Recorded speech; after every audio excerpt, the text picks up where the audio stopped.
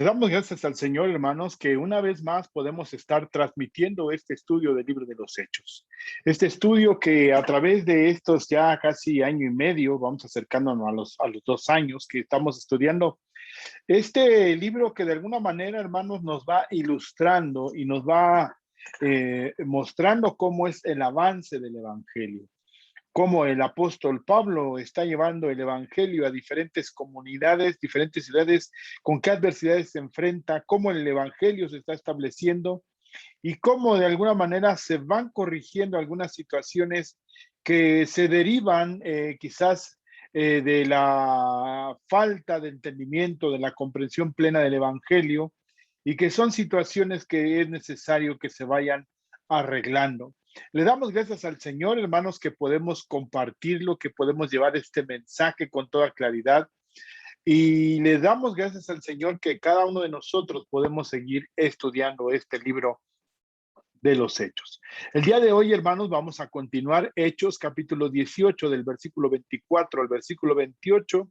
Estos 4 versículos esperando en el Señor que puedan ser de edificación para cada uno de nosotros. Hagamos una oración al Señor y pidamos que verdaderamente seamos bendecidos, seamos confrontados, seamos alentados en la palabra del Señor y que podamos tener la comprensión clara en la palabra de nuestro Señor y en nuestras vidas. Oremos a nuestro Señor.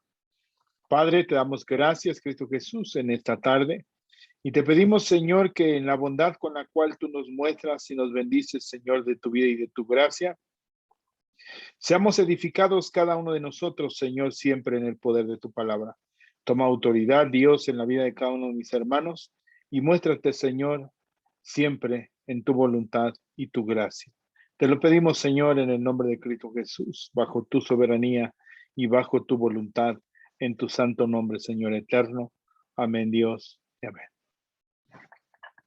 Amén. Pues vamos a, como siempre, hermanos, a compartir nuestra pantalla. La semana pasada cambiamos un poco la dinámica, pero hoy precisamente, como vamos a estar revisando algunos textos, vamos a tomar la manera en que habíamos estado compartiendo la palabra. Es decir, vamos a poner nuestra Biblia digital y ahí vamos a ir siguiendo los textos. Ahora no es necesario el mapa, aunque pudiera darnos un poco de referencia hacia dónde se narra esta historia, que es en Éfeso, parte de Asia, donde entra a la vista un nuevo personaje que va a ser trascendente, hermanos, en el Evangelio, y lo podemos ver en la carta a los Corintios, que se dedican 3 capítulos a hablar de Apolos, una despedida en el capítulo 16 y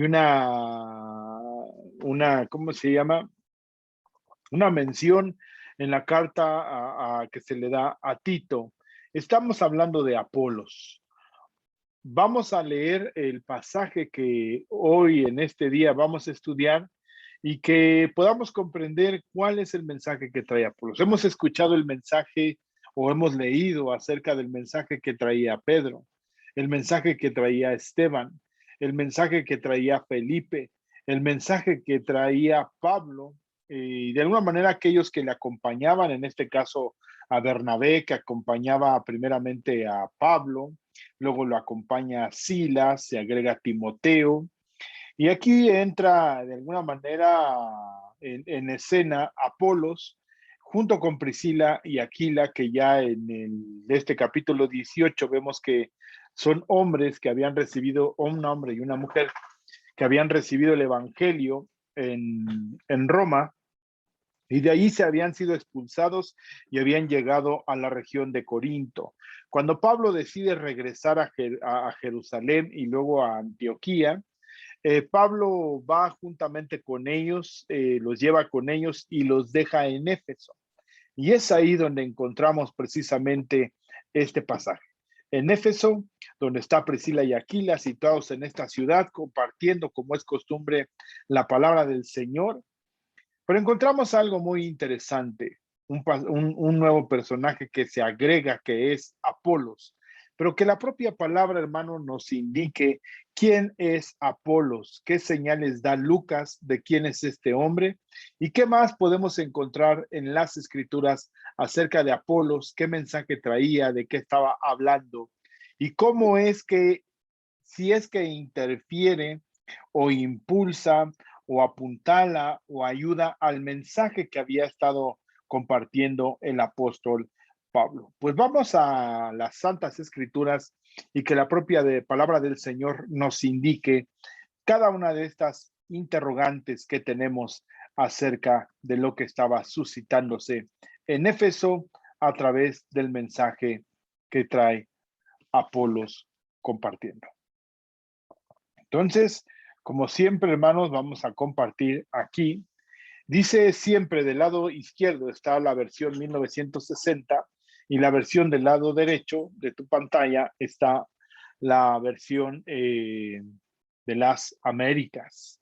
Dice, llegó entonces a Éfeso un judío llamado Apolos. Debemos de recordar que aquí en Apolos, más Pablo, habiéndose el versículo 18, tuvimos muchos días allí, después se despidió de los hermanos y navegó a Siria, y con él Priscila y Aquila, y habiéndose raspado la cabeza en Cencrea porque tenía hecho voto, y llegó a Éfeso y los dejó allí. O sea que Pablo había dejado a aquellos que le habían empezado a acompañar, se quedan y se establecen en Éfeso, y es ahí donde precisamente los encontramos. Dice, llegó entonces a Éfeso un judío llamado Apolos. Aquí vemos un alto que hace Lucas en la narración que está haciendo de toda la trayectoria que está teniendo Pablo. Decíamos que en el versículo 23, 22 y 23 nos habla del final del segundo viaje misionero de Pablo y comienza el tercer viaje misionero en el versículo 23. Versículo 22 nos habla de cómo llegó a Cesarea, llegó a Jerusalén, ahí saludó a los hermanos y descendió a Antioquía. Versículo 23 está donde ahí un tiempo empieza a recorrer por orden la región de Galacia y de Frigia, confirmando a los discípulos. Tercer viaje misionero de Pablo. Quizás ya no hay una definición tan clara de las ciudades, cuánto tiempo. El que más nos habla quizás es el tiempo que pasa en Éfeso. Casi todo el capítulo 29 nos habla de esta estadía del apóstol Pablo en Éfeso. Todo el capítulo 19. El capítulo 20 ya nos habla no tan detallado, sino solamente aspectos de los recorridos que empieza a hacer el apóstol Pablo, el estar compartiendo en esta región de Asia, luego va a Acaya, luego regresa a Macedonia, luego llega a la parte de Éfeso nuevamente, y de ahí en el capítulo 20 y el 21 ya nos da el tiempo final de su recorrido de regreso hacia Jerusalén. Entonces ahí vemos cómo de alguna manera el apóstol Pablo nos narra su trayectoria, pero aquí estos 4 versículos nos hablan acerca de un hombre que también estaba compartiendo el evangelio, de cómo el evangelio se está expandiendo, se está extendiendo, pero vamos a ver qué nos dice el propio texto y de qué es de lo que hablaba Apolos. Llegó entonces a Éfeso un judío llamado Apolos, natural de Alejandría, varón elocuente, poderoso en las escrituras. Este había sido instruido en el camino del Señor y siendo de espíritu fervoroso, hablaba y enseñaba diligentemente lo concerniente al Señor, aunque solamente conocía el bautismo de Juan, y comenzó a hablar con denuedo en la sinagoga. Pero cuando le oyeron Priscila y Aquila, le tomaron aparte y le expusieron más exactamente el camino de Dios. Y queriendo él pasar a Acaya, los hermanos le animaron y escribieron a los discípulos que le recibiesen, y llegando él allá fue de gran provecho a los que por la gracia habían creído, porque con gran vehemencia refutaba públicamente a los judíos, demostrando por las escrituras que Jesús era el Cristo. Los primeros 2 versículos, versículo versículo 24 y versículo 25, nos dan el antecedente de quién es Apolos. Llegó entonces a Éfeso un judío. Nos habla primeramente que era un hombre judío, que nos llama la atención que él era, si bien era judío, había nacido en la región porque es natural de Alejandría. Alejandría está situado en Egipto y es la segunda ciudad más grande del Imperio Romano. En su momento tuvo su esplendor y su auge en este lugar donde había una gran cantidad de judíos, una cuarta parte de la población de esta ciudad de Alejandría eran judíos.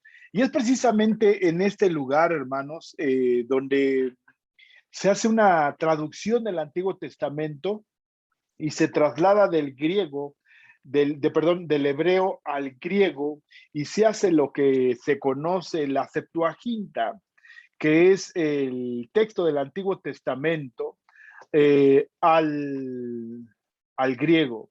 Y es mucho de los textos que usan algunos predicadores en el Nuevo Testamento. Y creemos que de alguna manera este Apolos era conocedor de la Septuaginta. Entonces, en esta descripción que se hace, que llega a Éfeso, un judío. ¿Y por qué podemos pensar, sabemos que después de la diáspora, o de que los judíos fueron deportados, viene la diáspora judía, de los que aquellos que pudieron regresar a Jerusalén, hay una gran cantidad que se encontraba dispersos en muchas regiones.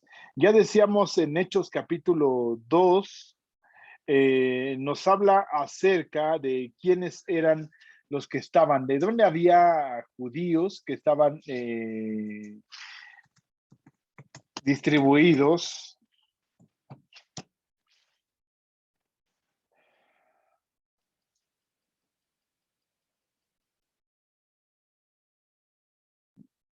Dice la palabra del Señor, Hechos 2:10.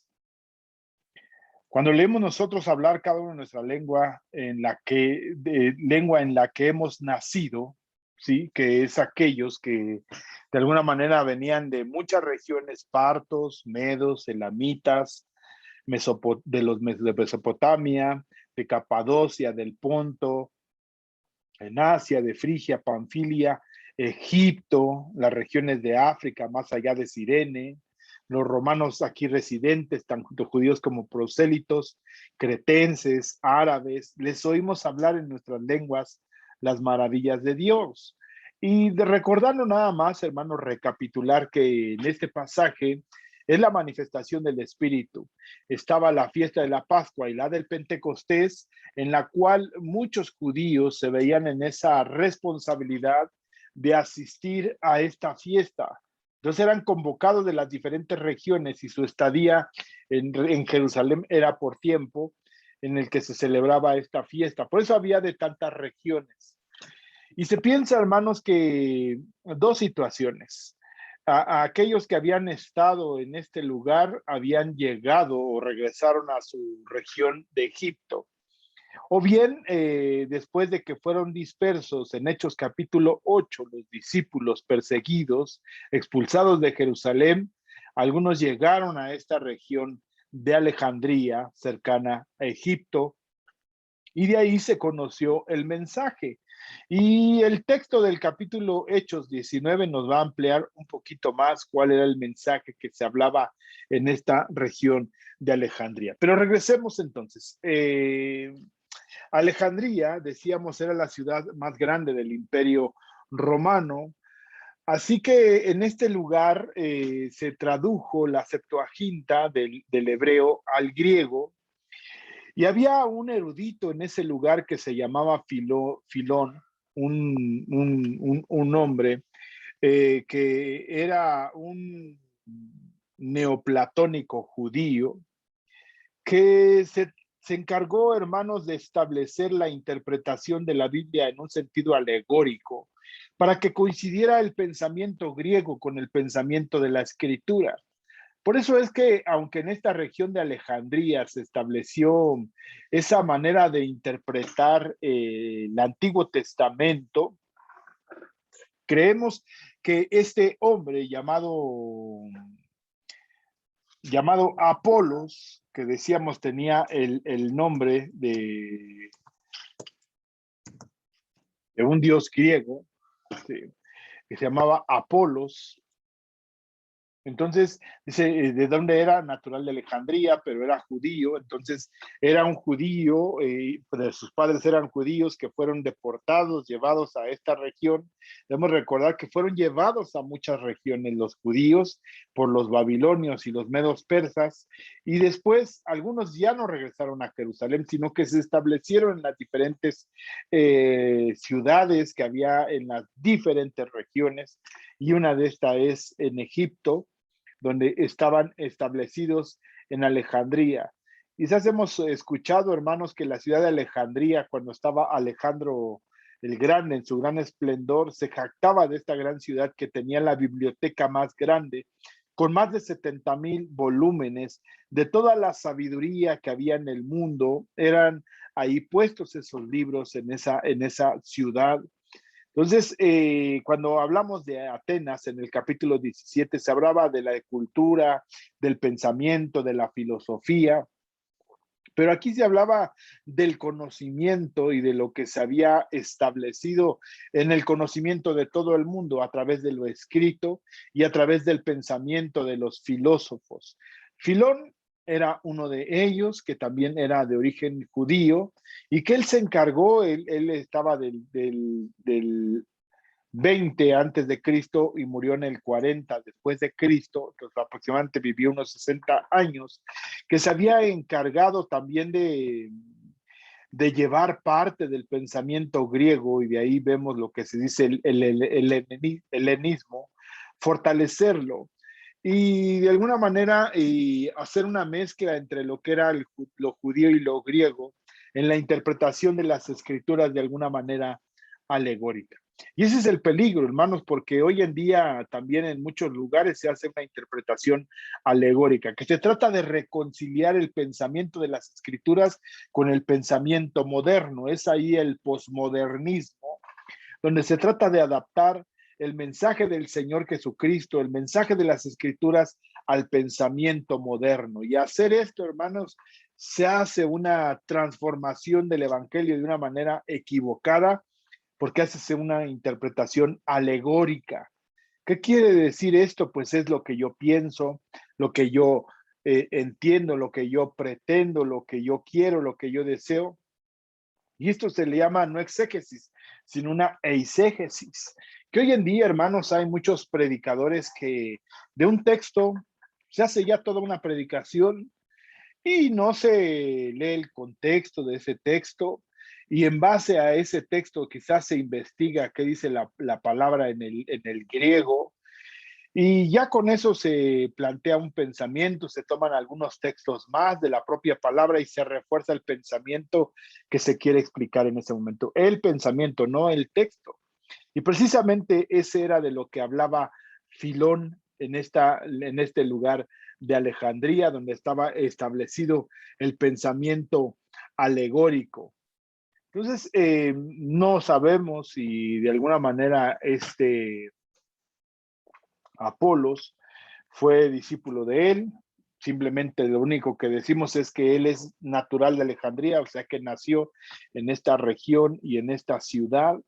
Era un hombre elocuente. Aquí vamos a ver por qué era elocuente, que era poderoso en las escrituras. ¿Qué escrituras? Había sido instruido en el camino del Señor. ¿Cuál camino del Señor? Si lo que se menciona en el Antiguo Testamento, en el Nuevo Testamento, acerca del camino del Señor, y siendo ferviente de espíritu, hablaba y enseñaba con exactitud las cosas referentes a Jesús. Pero hay una salvedad que nos llama la atención, aunque solo conocía el bautismo de Juan. Entonces, ¿qué conocía acerca de Jesús? ¿De qué es de lo que él estaba hablando? Y por qué en el versículo 26 comenzó a hablar con denuedo en la sinagoga, pero cuando Priscila y Aquila lo oyeron, le llevaron aparte y le explicaron con mayor exactitud. O sea, su mensaje era exacto, pero no era de alguna manera tan preciso ni tan completo. Dice, con mayor exactitud, el camino de Dios. Aquí hay una diferencia. Dice el camino, lo que él hablaba era del camino del Señor. Aunque en la versión del 60 dice, aquí le tomaron una parte y le expusieron más exactamente el camino de Dios. ¿Sí? ¿Cuáles eran las imprecisiones que tenía Apolos? ¿Por qué estaba sustentado su mensaje en el mensaje de Juan el Bautista, que había muerto en un tiempo atrás? ¿Y por qué era tan impreciso en ese sentido y no estaba completo el mensaje que traía Apolos? ¿Y por qué es necesario que Priscila y Aquila lo llevaran aparte? Se piensa que lo invitaron a su casa y en un tiempo holgado no lo exhibieron públicamente, sino que le explicaron con mayor exactitud el camino de Dios. ¿Qué estaba omitiendo Apolos de lo que había estado hablando Pablo? De alguna manera vemos que el evangelio se fortaleció en la comprensión de Priscila y Aquila en el mensaje que estaba llevando Pablo. Debemos recordar que Pablo explica que él no pretendió hablar ninguna otra cosa más que de este crucificado. Sabemos por Primera de Corintios capítulo 15, Primera de Corintios capítulo 15, versículo. Además os declaro, hermanos, el evangelio que os he predicado. Esto es lo que predicaba Pablo, el cual también recibisteis, en el cual también perseveráis, por el cual asimismo si retenéis la palabra que os he predicado, sois salvos. Si no, creíste en vano. Porque primeramente os he enseñado lo que asimismo recibí, que Cristo murió por nuestros pecados, conforme a las Escrituras, y que fue sepultado y que resucitó al tercer día conforme a las Escrituras, y que apareció al tercer día conforme a las Escrituras, que apareció a Cefa, y empieza a decir el orden de cómo se fue presentando. Dice el versículo 10, pero por la gracia de Dios soy lo que soy, y por su gracia no ha sido en vano. Para conmigo antes he trabajado más que todos ellos, pero no yo, sino la gracia de Dios conmigo. Porque sea yo, sean ellos, así predicamos y así habéis creído. O sea, su muerte, su resurrección de Cristo Jesús, y cómo en esta resurrección viene a tomar sentido el evangelio, que habla todo este capítulo 15 de por qué es necesario hablar de la resurrección. Dice el versículo 12, el versículo 11, porque ya sea yo ellos, así predicamos y así habéis creído. Pero si se predica de Cristo que resucitó de los muertos, ¿cómo dicen algunos entre vosotros que no hay resurrección de muertos? Porque si no hay resurrección de muertos, tampoco Cristo resucitó. Y si Cristo no resucitó, vana es entonces nuestra predicación y vana es también nuestra fe. Ese era el mensaje central de Pablo. Entonces, regresando al texto que estamos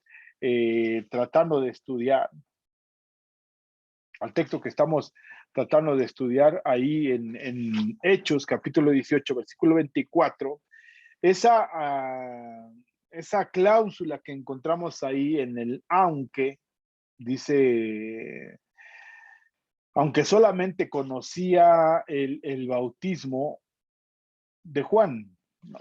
Dice que solamente conocía el bautismo de Juan. Esa es la acepción que dice en lo que hablaba y enseñaba diligentemente lo concerniente al Señor. Miren la versión de aquí de las Américas, dice, hablaba y enseñaba con exactitud las cosas referentes a Jesús. Pero ¿qué es lo que le faltaba? Y vamos a encontrar en la propia escritura el mensaje que de alguna manera, hermanos, entendemos que era un mensaje que era claro, que era exacto, sí. Y poder entender, hermanos, que ese mensaje que hablaba a este hombre llamado Apolos, sí, que la propia palabra nos indique que era aquello a lo que estaba desconectado plenamente. Dice el texto, ¿quién era? Ya decimos quién era Apolos, era un varón elocuente, que la palabra elocuente que es en el griego es koiné, que era elocuente, educado, mejor dotado que Pablo al hablar en público. Y esto lo reconocían los hermanos de Corinto, primera de Corintios 1:17, Pablo a sí mismo dice, pues no me envió Cristo a bautizar, sino a predicar el evangelio, no con sabiduría de palabras, para que no se haga vana la cruz de Cristo. Así lo hacía Pablo. Capítulo 2, versículo 1, dice, así que hermanos, cuando fui a vosotros para anunciaros el testimonio de Dios, no fui con excelencia de palabras o de sabiduría. Sabemos que dentro de la exposición de la filosofía hay una parte que se habla de la oratoria. Aquellos que eran muy elocuentes, ya en su momento, hermanos, vamos a hablar acerca de cómo se usaba hombres para la defensa de tal punto, de cuál circunstancia, o de traer un alegato. Se usaban hombres que fueran doctos, que tuvieran la dialéctica correcta, que tuvieran la oratoria, que presentaran sus argumentos de una manera ordenada, de una manera clara, algo que a muchos de nosotros nos falta, presentar los argumentos sólidos, claros, precisos. Esa es la oratoria, la dialéctica de la que se hacía uso. Pablo dice, yo no lo sé hacer, así que hermanos, cuando fui a vosotros para anunciaros el testimonio de Dios, no fui con excelencia de palabras o de sabiduría, ¿no? No fui, dice, con superioridad, dice aquí en la versión de las Américas, con superioridad de palabra. Dice otro texto aquí en segunda de Corintios, vamos a ver, segunda de Corintios, capítulo 10, versículo 10, dice, porque a la verdad dicen las cartas, dicen otros de él, de Pablo, están hablando, el contexto que están hablando de él. Dice, porque aunque me gloríe más todavía de vuestra autoridad, la cual el Señor nos dio para edificación y no para vuestra destrucción, no me avergonzaré para que no parezca como os quiero amedrentar por cartas. Porque la verdad dicen, algunos dicen, las cartas son duras y fuertes, que es lo que escribe Pablo. Las cartas paulinas, hermanos, que las conocemos todos, que es Romanos, primera y segunda carta a los Corintos, Gálatas, Efesios, luego habla Filipenses, Colosenses, las cartas a los tesalonicenses, las cartas a Timoteo, las cartas a Tito, la carta a Filemón, y esas son las cartas que escribió Pablo. Entonces, podemos encontrar, hermanos, que esas son las cartas que dice que son duras y fuertes, las cuales gozaban de mucha autoridad y de inspiradas por Dios. Aquí dice Pablo del signo, porque a la verdad dicen las cartas son duras y fuertes, mas la presencia corporal es débil. ¿Cómo lo percibían a él? Como un hombre débil, sin presencia física, sin cierto perfil, de algunos que más prominentes. Aquí en la segunda carta a los Corintios, en el capítulo 10 y en el capítulo 11, está hablando de su defensa, de quién es él, de qué es lo que hablaba, de su conocimiento, del evangelio. Y la palabra menospreciable, son alguien que llamara la atención, que fuera elocuente, que tuviera un buen dominio del lenguaje, o que de alguna manera hablara, decíamos, con ciertos ejemplos, con cierta retórica, ¿no? Eh, entonces, él se considera a sí mismo que no, y algunos lo vuelven a manifestar. Y en el capítulo 11 de esta segunda carta, decíamos, versículo 6, que está hablando de aquellos detractores que están hablando que Pablo no tenía presencia física, no tenía dominio de la oratoria, ni la dialéctica, ni su retórica era correcta. Dice el versículo 6, pues aunque sea tosco en la palabra, dice aquí en la Biblia de las Américas, dice, aunque yo sea torpe en el hablar, no lo soy en el conocimiento. De hecho, por todos los medios los he demostrado en todas las cosas. Pablo asimismo no se consideraba un hombre que de alguna manera fuera fuera muy abundante en el recurso de la dialéctica, de la oratoria, ¿sí? De la retórica. No se consideraba así, pero de alguna manera era el perito arquitecto de la iglesia. Pero su fuente en estas cartas, como leíamos en el capítulo 10, versículo 10 de la segunda carta, en la segunda carta de Pedro, capítulo 3,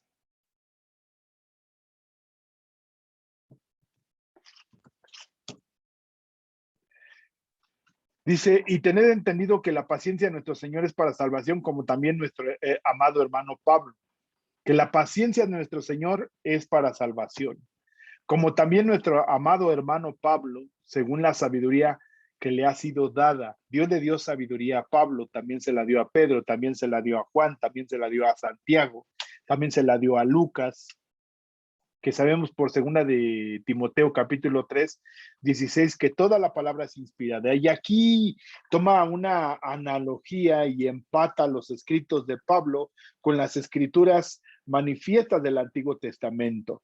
Dice, como también nuestro amado Pablo, según la sabiduría que le ha sido dada, os ha escrito. Casi en todas sus epístolas, todas las que mencionamos, todas sus 13 epístolas de las que habla Pablo, hablando en ellas de estas cosas. Son 12 epístolas. A ver, contémoslas. Es Romanos, primera y segunda a los Corintios, la carta que escribe a los Gálatas, la carta que escribe a los Efesios, Filipenses, Colosenses, primera y segunda de Tesalonicenses, primera y segunda de Timoteo, Tito y Filemón, 13 cartas. 13 cartas que escribe el apóstol Pablo, y en lo cual, hermanos, manifiesta esto, sabiduría, manifiesta paciencia, y además Pedro lo reconoce en su autoría y también que fue inspirado por Dios, casi en todas sus epístolas hablando en ellas de estas cosas, entre las cuales hay unas difíciles de entender, las cuales los indoctos e inconstantes tuercen, como también las otras escrituras para su propia perdición. Entonces, toda la escritura, toda la palabra es inspirada por Dios. Y aquí estamos viendo que Pablo goza de ese respaldo de un apóstol, Pedro, diciendo que lo que escribe es de alguna manera inspirado por Dios y tiene la validez y la comparación en una analogía con lo que se escribió en el Antiguo Testamento. Esas son las otras escrituras. Entonces, esto es de lo que habla Pablo y de cómo gozaba de alguna manera de esa presencia el apóstol Pablo. Entonces estamos diciendo que era un varón elocuente, ¿sí? Aunque él mismo, Pablo no se reconoce como elocuente. Aquí la descripción que está haciendo Lucas en Hechos, capítulo 18, versículo 24. Dice la descripción que tiene, poderoso, varón elocuente, poderoso en las escrituras. Aquí estamos hablando de las escrituras. ¿Cuáles escrituras está hablando Lucas? ¿Qué descripción está entrando en la descripción de las escrituras que entendía Apolos? Podemos encontrar en la palabra del Señor, hermanos, ya lo dijimos, lo que dice Pedro en la segunda carta, que de la analogía en esa inspiración que tenían las escrituras, todo lo que podemos entender desde Génesis hasta Malaquías, que es el Antiguo Testamento. Esas son las escrituras de las que está hablando Lucas, porque apenas está haciendo el registro de estos eventos en lo que está escribiendo Lucas, más otros escritos que se están haciendo o que se iban a hacer posteriormente en el año 100 o antes del año 100 por Juan en el Evangelio y en el Apocalipsis. Entonces podemos encontrar, hermanos, que hay un respaldo. Entonces, ¿cuáles eran las escrituras que conocía Apolos? Y vamos a hacer que esa misma referencia encontramos en las demás cartas o algunos, tanto las paulinas como las cartas universales, Primera de Tesalonicenses capítulo 2, versículo 13, por lo que también nosotros sin cesar damos gracias a Dios de que cuando recibisteis la palabra de Dios que oíste de nosotros, la recibisteis no como palabra de hombres, sino según en verdad la palabra de Dios, la cual actúa en vosotros los creyentes. Aquí en el momento que se estaba hablando, se recibía como la palabra de Dios. Cuando se traslada y se escribe, por ejemplo, Lucas está escribiendo, está describiendo también los hechos que acontecieron, es inspirado por Dios. Esa es la palabra de Dios. Esas son las escrituras. Y es de lo que explicaban todos los predicadores, los evangelistas en el Nuevo Testamento. El mensaje que traía Pablo, el mensaje que traía Esteban, el mensaje que traía Apolos, era sustentado en las escrituras. Aún el propio Señor Jesucristo en Lucas capítulo 24 hace mención de las escrituras explicándole a aquellos caminantes de Maús lo que decían las escrituras acerca de él. Es lo que dice también en Hechos capítulo 8, cuando Felipe le explica al eunuco lo que se hablaba de Jesucristo en las escrituras, específicamente en el libro de Isaías. Esas son las escrituras de lo que está hablando. Era el conocimiento que tenía de alguna manera Apolos. Segunda de Timoteo, capítulo 3, versículo 16, que ya es un pasaje que conocemos todos nosotros. Dice, toda la escritura es inspirada por Dios. El Antiguo Testamento, las cartas que está escribiendo Pablo, lo que está narrando de alguna manera Pablo platicando con los de Tesalónica, que recibieron el mensaje en una fuente inspirada. Dice, mira, voy a tomar mi Biblia, en la primera carta a los tesalonicenses, que es donde deja de alguna manera también explícito que se estaba estableciendo las escrituras, pero también había una tradición o un mensaje que se estaba dando a aquellos que escuchaban el mensaje del Señor.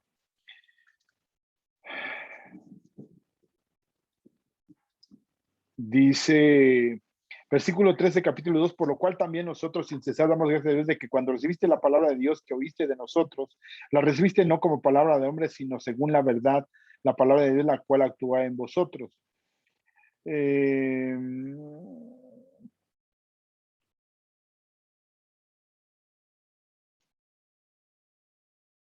Dice,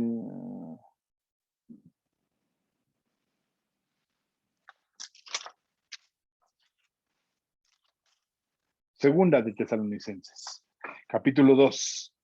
Dice que no os dejéis, dice, pero con respecto a la venida de nuestro Señor Jesucristo y nuestra reunión con Él, os rogamos, hermano, que no os dejéis mover fácilmente de vuestro modo de pensar, ni os conturbéis, ni por espíritu, uno, ni por palabra, dos, ni por carta, como si fuera por nuestra, en el sentido de que el día del Señor está cerca, ni por palabra, ni por carta, ni por espíritu.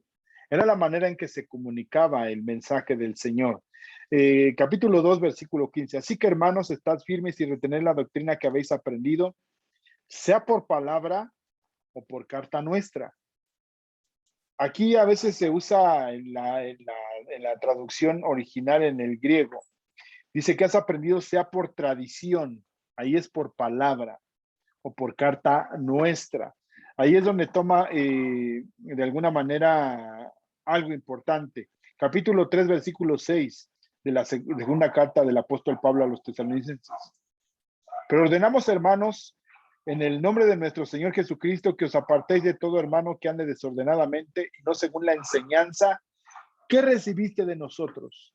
Es el tiempo el que estuvo Pablo en Tesalónica, que enseñó, ya en su momento compartimos esto, que estas cartas a los de Tesalónica las escribe estando en Corinto, les escribe a los hermanos de tesalonicenses, se regocija, se siente bendecido por las noticias que ha escuchado de ellos, le trae muy buenas noticias de lo que están desarrollando, de lo que están haciendo, de lo que están creyendo, de lo que están viviendo. Y precisamente habla de lo que él les enseñó en ese tiempo que estuvo con ellos y que recibieron el mensaje claro del Señor Jesucristo. Lo mismo, hermanos, cuando escribe a los Corintios, también habla del tiempo que estuvo con ellos y les recuerda lo que platicó y lo está escribiendo, algunas cosas que compartió. Pero quizás hubo otras que solamente se enseñaron de una manera verbal y que quedaron asentados de la tradición apostólica que se estaba estableciendo en ese momento. Esto es algo muy importante, hermanos, porque nosotros creemos en la sola escritura. ¿Qué quiere decir esto? Pues tiene que estar establecido en la escritura. Pero en ese momento, hermanos, que se estaba desarrollando el evangelio, algunos eventos, hermanos, quizás pudieron quedar en omisión, pero sí están descritos en la propia escritura, están establecidos. Por eso creemos en la sola escritura, que todo lo que el Señor quiso que se conociera hasta estas fechas y que pudiera haber un testimonio fehaciente, está en las escrituras. La Iglesia Católica Romana, de alguna manera, habla también de la tradición que tienen ellos, pero no hay sustento y a veces contradice hasta lo que dice la propia escritura del Señor. Por eso es importante, hermanos, que nos detengamos, quizás no avancemos mucho, pero habla que de alguna manera lo que conocía este Apolos era lo que se hablaba de las escrituras y también el mensaje que le había llegado, porque le había llegado un mensaje, porque solamente conocía acerca, regresando ahí al texto, Hechos capítulo 18, versículo 24.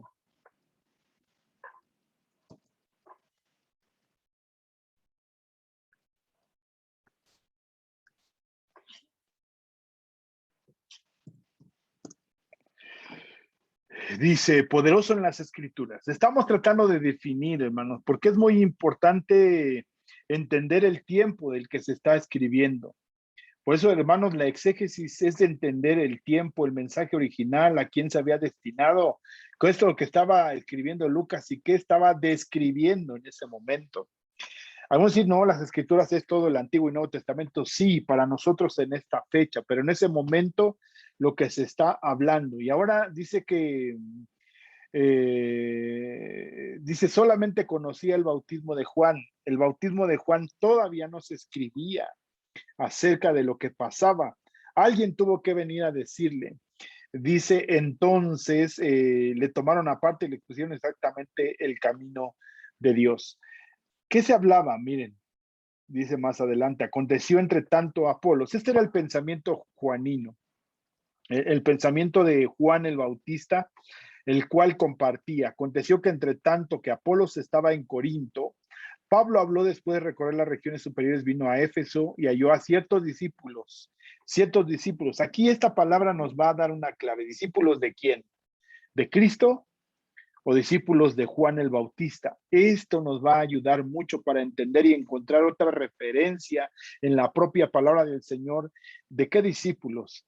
¿De qué mensaje? Junto con las escrituras que estaba entendiendo, debemos de recordar que el mensaje de Juan el Bautista era un mensaje que estaba de alguna manera sustentado en las escrituras, en las profecías del Antiguo Testamento, en las profecías de Isaías específicamente. El propio Señor Jesucristo manifiesta la autoridad que tiene Juan para hablar de las escrituras y que era el último profeta establecido del Señor en ese pase del intertestamentario, es decir, pasar del Antiguo Testamento al Nuevo Testamento.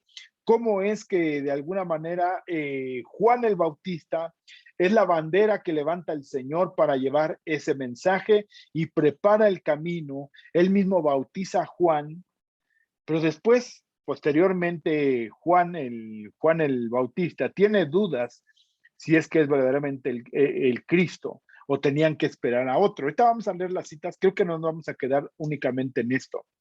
Dice, ni siquiera hemos oído si hay Espíritu Santo. Entonces dijo, ¿en qué pues fuiste bautizados? Ellos dijeron, en el bautismo de Juan.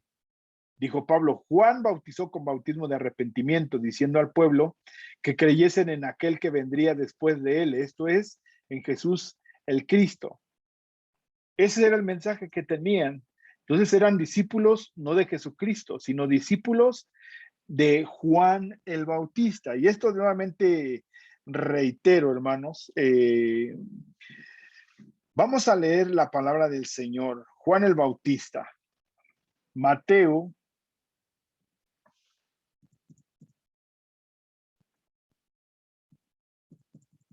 primero vamos a leer Lucas, capítulo 1, versículo 16. Dice, ¿cuál era la encomienda que se le había dado en este momento a Zacarías y a Elizabeth, la madre de Juan? Porque será grande delante de Dios, no beberá vino ni sidra y será lleno del Espíritu Santo aún desde el vientre de su madre.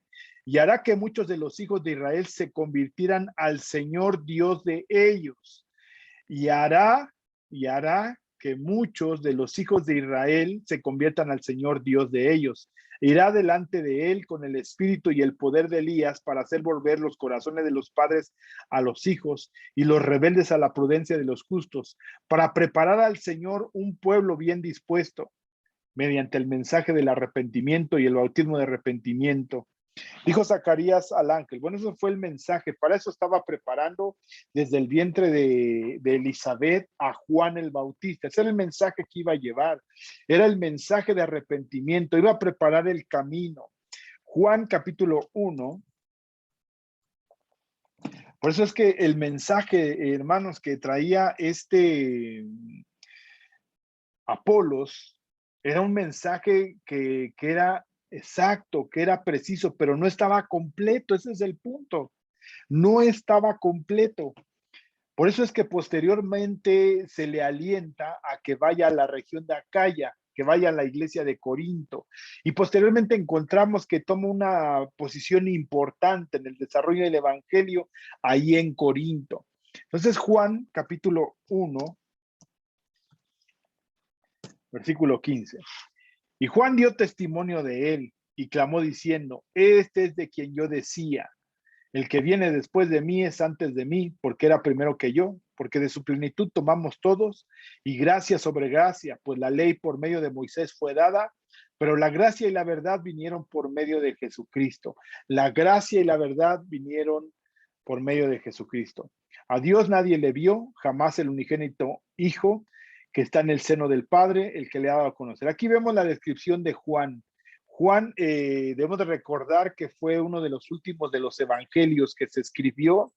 Y Juan, hermanos, encontramos desde el versículo 1 hasta el versículo 14 una descripción del verbo encarnado, del Dios que se hizo carne.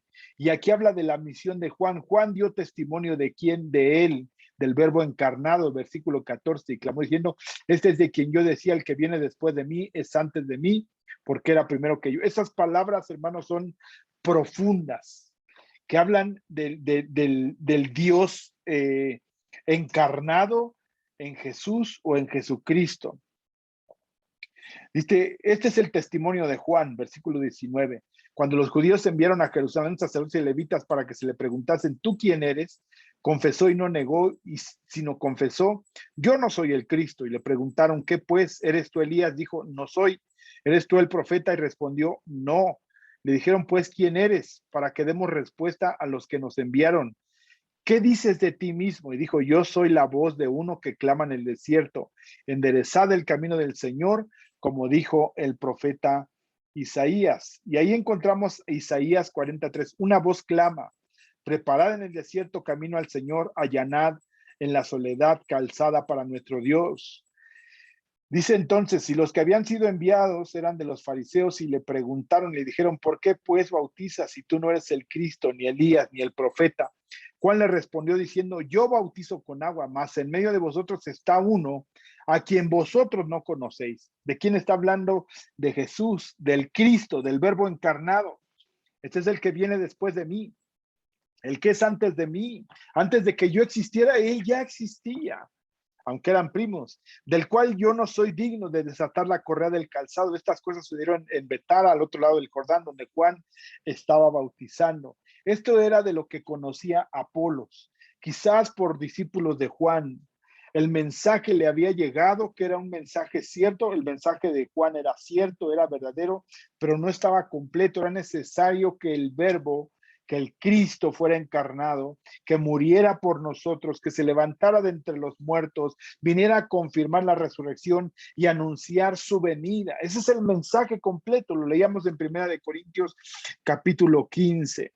Esto es de lo que habla. Marcos, vamos a ver Mateo, que es la descripción de Jesús. Mateo capítulo 11, versículo 1.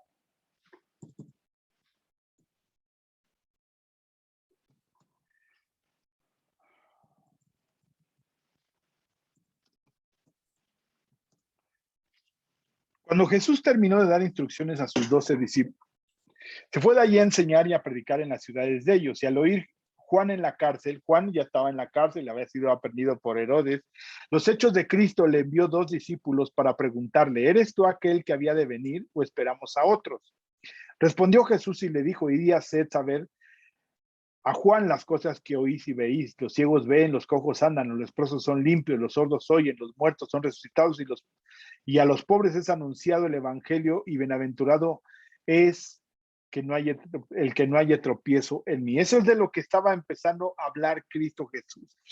Cristo Jesús, hermano, estaba hablando un mensaje vivencial acerca de lo que era o estaba establecido en el Antiguo Testamento. ¿Sí? Entonces, de lo que habló el Señor Jesucristo era la vivencia de lo que estaba establecido en las Escrituras en el Antiguo Testamento. Lo mismo habló Juan, pero preparando el camino. Pero ¿por qué no estaba completo? Era el mensaje que traía Apolos, pero no estaba completo. ¿Por qué?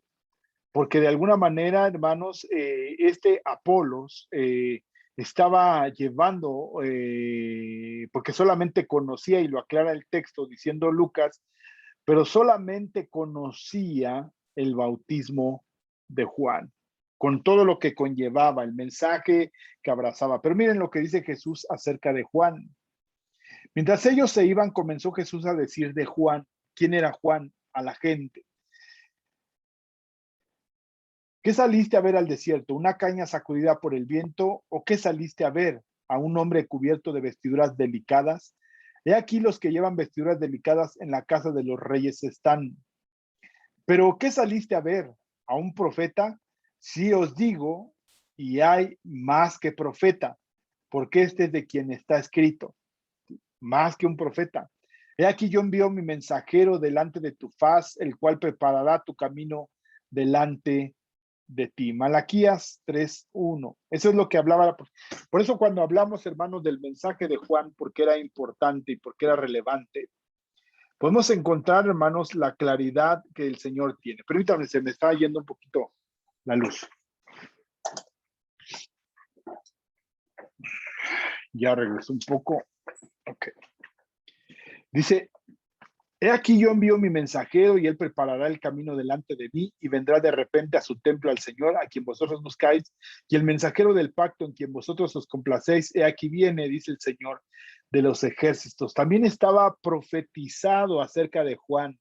Por eso era necesario, hermanos, la intervención divina del Señor en Zacarías, su padre, que estaba en el templo, que duda de que el Señor había visitado a Elizabeth, que no había podido concebir, era su necesidad, era lo que pedían al Señor, y el Señor interviene para el cumplimiento de la profecía.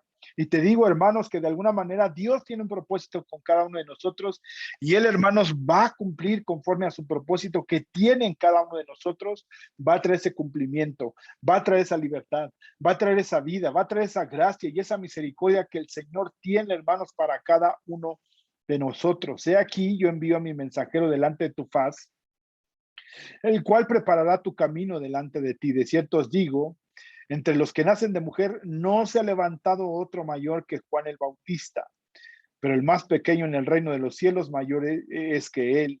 Desde los días de Juan el Bautista hasta ahora, el reino de los cielos sufre violencia y los violentos lo arrebatan, porque todos los profetas y la ley profetizaron hasta Juan. Entonces, ¿quién es Juan? Juan el Bautista, porque ese es el asunto del cual de alguna manera estaba hablando Apolos, que era el mensaje que contenía, era el mensaje que hablaba solamente lo que conocía. Era un mensaje exacto, pero no estaba completo. Es como hoy en día, hermanos, si de alguna manera tú tienes un guía roji, hoy que quizás muchos ya no lo conocen, un mapa, digamos un mapa de la ciudad, pero de 1980. Dices, quiero llegar a la colonia, vamos a decir, de las nuevas, la colonia de las Américas, la unidad de las Américas que está aquí en Ecatepec. No la vas a encontrar. No vas a saber cómo llegar.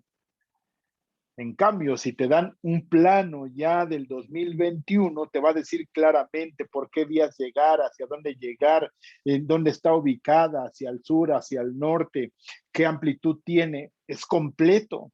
Precisamente el mensaje que traía Apolos era un mensaje incompleto. Tenía un mapa obsoleto. No tenía un mapa del presente en el cual, hermanos, no tenía entendimiento de la muerte y resurrección de Cristo, la venida del Espíritu Santo, el nacimiento de la iglesia en Pentecostés. Eso era lo que desconocía de alguna manera Apolos. Apolos, hermanos, era, vamos a decirlo así, era un santo redimido del Antiguo Testamento, era salvo a la manera de Simeón, a la manera de Ana, que habían creído en las profecías. Simeón cuando cargó al bebé y dijo, ahora sí, mis ojos han visto la salvación.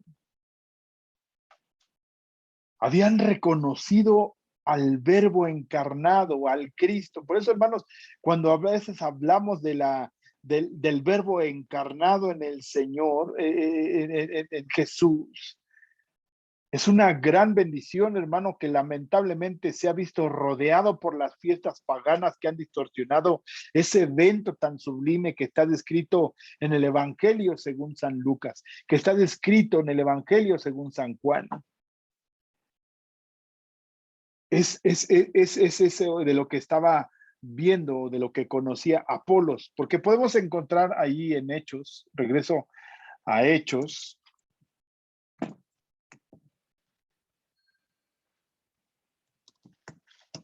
capítulo 18, versículo 28. Miren qué es lo que hacía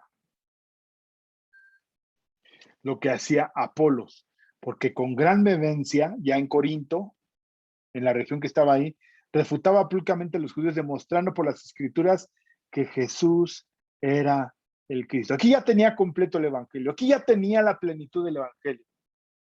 Por eso es cuando se describe en Primera de Corintios, que ya no nos va a dar tiempo el describir de cómo habla Pablo acerca de Apolos, de quién era Apolos, que llevaba un mensaje preciso. Dice que Pablo sembró, Apolo regó, pero Dios es el que da el crecimiento. ¿Quién es Pablo? ¿Quién es Apolo? Simples servidores de Dios. Pero lo que podemos encontrar en Apolos, y hasta aquí nos vamos a quedar, hermanos, nos faltó entender acerca de que era de alguna poderoso en las escrituras, ya lo dijimos, con un espíritu fervoroso, hablaba y enseñaba diligentemente lo concerniente al Señor. Aquí también es importante qué es lo que conocía del Señor y de cuál Señor estamos hablando, ¿sí? O de cuál camino, ¿sí? Instruido en el camino del Señor, aunque solamente conocía el bautismo de Juan. Ahí fue lo que nos desvió un poco, el aunque solamente conocía el bautismo de Juan. ¿Qué encierra el bautismo de Juan? Ni siquiera hablar del bautismo, de que de alguna manera define claramente el apóstol Pablo en Romanos capítulo 6. ¿Qué es lo que pasa? ¿Qué es lo que acontece? Primera de Corintios también 15 nos dice también un poco qué es lo que pasa con el bautismo. Relacionado con Romanos capítulo 6. Ese es el mensaje que traía Apolos. Era un mensaje, hermanos, exacto, pero incompleto. Y quizás muchos de nosotros podemos estar así, hermanos, con un mensaje incompleto en el Señor. Podemos sentirnos bien porque Dios es amor, pero olvidarnos de la parte de que Dios es santo, de que Dios es un Dios celoso, de que Dios es un Dios, sí, amén, de misericordia. Pero es un Dios, hermanos, el cual es santo también. Y en ello, hermanos, debemos de tener claramente en nuestro corazón un evangelio completo en nuestras vidas. Creo que son 4 versículos, pero como siempre, hermanos, estamos estudiando detenidamente. Nuevamente les reitero, hermanos, este estudio no es exhaustivo. Exhaustivo es meternos a las palabras en griego, algunas cuestiones más que lamentablemente, hermanos, digo lamentablemente porque no tengo conocimiento del griego, pero le pido al Señor que me dé entendimiento, le pido al Señor que conforme a su misericordia me dé la gracia, me dé el tiempo y el entendimiento para estudiar el griego y el arameo. Ya estamos en ese proceso, hermanos, para poder entender aún más de lo que en el mensaje original el Señor quiso trasladar a nuestros días. Pero creo, hermanos, que aún en la versión castellana que tenemos, la versión 1960, el Señor es rico en sus misericordias y nos muestra su bondad en su palabra, hermanos. Aquí no hemos avanzado más que los 2 primeros versículos. Pero es abundante, hermanos, porque precisamente si no entendemos el mensaje que está describiendo Lucas, que era conocedor de las escrituras, poderoso en las escrituras, dice aquí,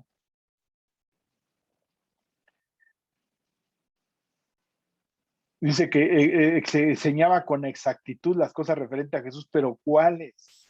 Quizás no hablaba de la resurrección, sino hablaba del verbo encarnado, porque fue lo que anunció Juan. He ahí el Cordero de Dios que quita el pecado del mundo. Este es de quien yo hablaba. Ese era el mensaje de Juan.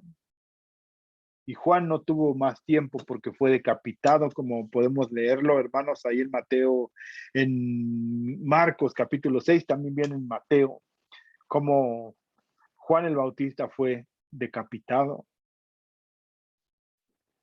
Y es tremendo, hermanos, porque creemos que el cumplimiento de la escritura y de la palabra del Señor, del Antiguo Testamento en el Nuevo y del Nuevo, hoy se está cumpliendo, hermanos, en nuestra vida. Todo lo que el Señor ha estado hablando acerca de los tiempos que estamos viviendo, de las situaciones, de cómo el corazón de los hombres se está enfriando, de cómo se va a desvirtuar el Evangelio, pero aún así va a permanecer un remanente santo, el cual busca del Señor. La venida de Cristo Jesús. Todo va a tener cumplimiento porque en el Nuevo Testamento, cuando nos metemos en esos detalles, hermanos, podemos ver la perfección y la exactitud de la palabra del Señor. Por más que digan, bueno, pues el Nuevo Testamento pues hizo una copia de lo que estaba pasando en el Antiguo.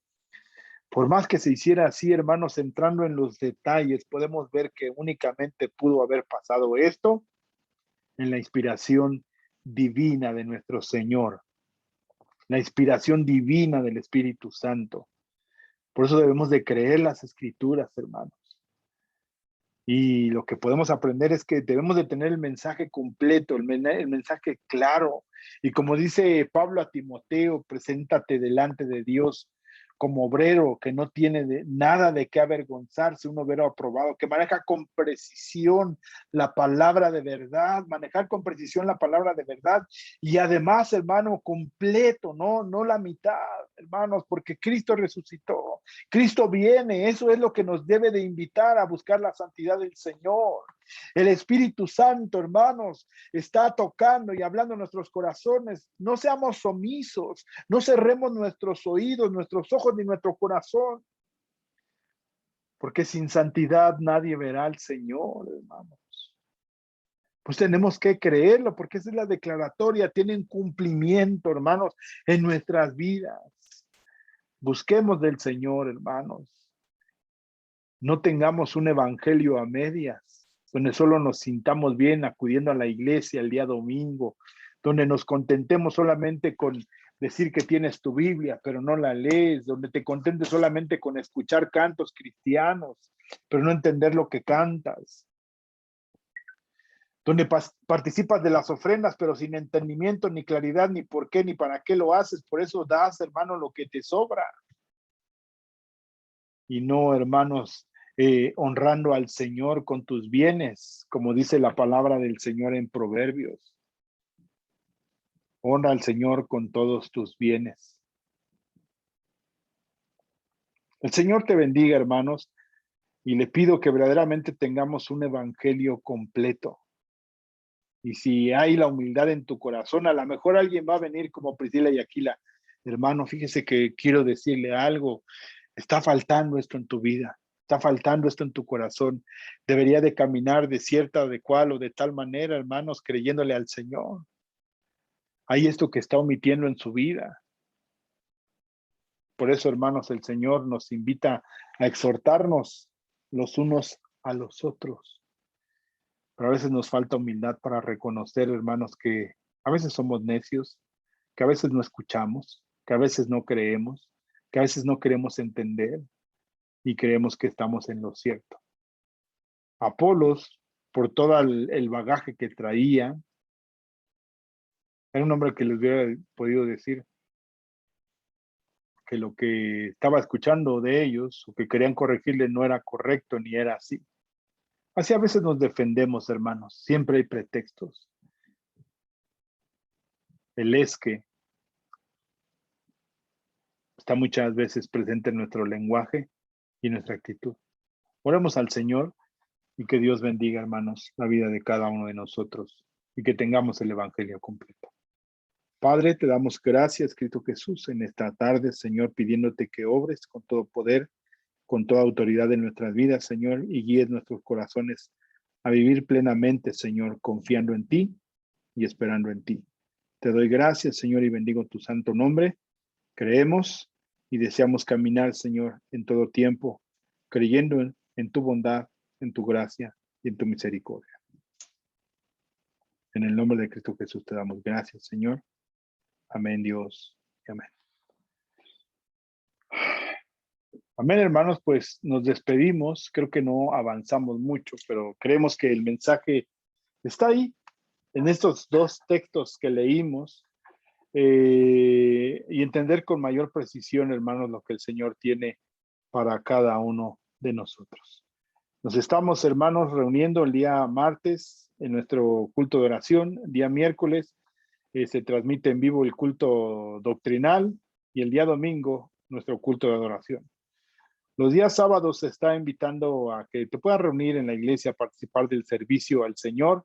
Y también estamos compartiendo un poco, hermanos, acerca de la eclesiología. Hoy estamos hablando de lo que es el Evangelio para llevar un mensaje completo y no un mensaje a medias. Que es bueno, hermanos, que lo podamos tener y lo podamos conocer. Amén. Entonces, nuevamente te reitero, cuidémonos, mantengamos las medidas de salud, cada uno de nosotros, y en esas medidas de salud, la sana distancia, usar el cubrebocas, lavarnos las manos constantemente, no tocarnos los ojos, la nariz ni la boca, y mantenernos, hermanos, siempre con nuestra confianza puesta en el Señor, esperemos en nuestro Dios. Hay un texto en Eclesiastés, capítulo 7, versículo 17, donde habla de la imprudencia. Nada más lo voy a leer, te dejo esto último. También lo leímos por la mañana en la congregación, que sabemos que es Eclesiastés, muestra la sabiduría que el Señor le dio a Salomón. Dice, no hagas mucho mal ni seas insensato, no seas imprudente. Dice, ¿por qué habrás de morir antes de tu tiempo? Versículo 17. No seas demasiado justo ni seas sabio con exceso, porque ¿por qué habrás de destruirte? No hagas mucho mal ni seas insensato, porque habrás de morir antes de tu tiempo. Bueno es que tomes esto y también de aquello, no apartes tu mano, porque aquel que a Dios teme saldrá bien en todo. Nuestra confianza está puesta en el Señor, pero eso no nos llama a que seamos imprudentes. Ya con respecto a la vacuna, yo les he dicho, les vuelvo a reiterar, oren al Señor. Mi opinión personal es que te vacunes, pero tú, en tu libertad, yo no ejerzo ningún señorío sobre tu vida, tú hazlo en la libertad de tu corazón y vacúnate, conforme a lo que te diga tu corazón. Si te dice que te vacunes, gloria a Dios, y si dice que no te vacunes, gloria al Señor. Solo sé prudente. Dios te bendiga, nos estamos viendo y escuchando la próxima semana en este estudio del libro de los Hechos. Bendiciones.